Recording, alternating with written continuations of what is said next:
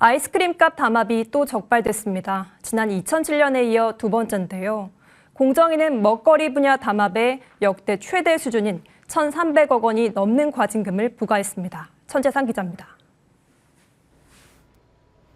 롯데 지주, 롯데 제과, 롯데 푸드, 빙그레, 혜태저가 등 5개 빙과류 제조 판매 사업자가 아이스크림 가격을 담합하고 거래처도 나눠 가져온 것으로 나타났습니다. 이들 업체들은 지난 2016년 2월부터 2019년 10월까지 4년 가까이에 걸쳐 담합을 했습니다. 공정거래위원회는 이들 5개사에 역대 최고 수준인 과징금 1,350억 4,500만 원을 부과하기로 결정했습니다.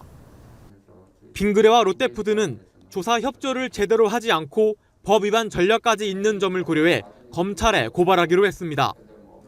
롯데제과 등 제조사들은 거래처 침탈을 위한 경쟁을 피하고 거래처 마진율 등을 제한해 자신의 이익을 극대화했습니다.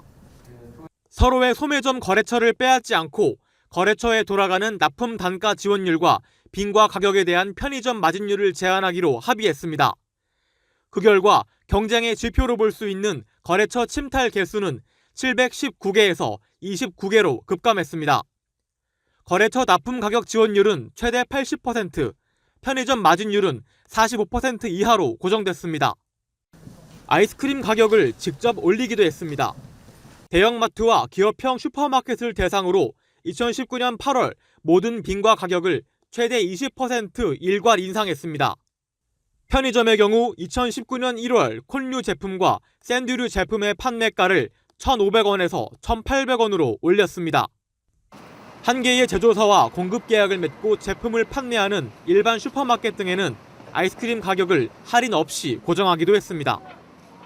제조사들은 또 현대자동차가 2017년부터 2020년까지 실시한 아이스크림 구매 입찰에서 합의해 총 3차례 낙찰을 받아 14억 원어치를 납품했습니다.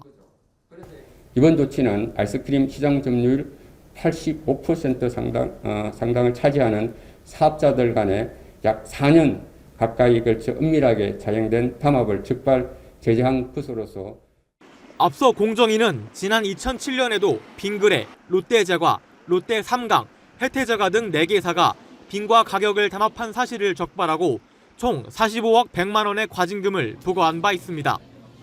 정부세종청사에서 머니투데이 방송 천재상입니다.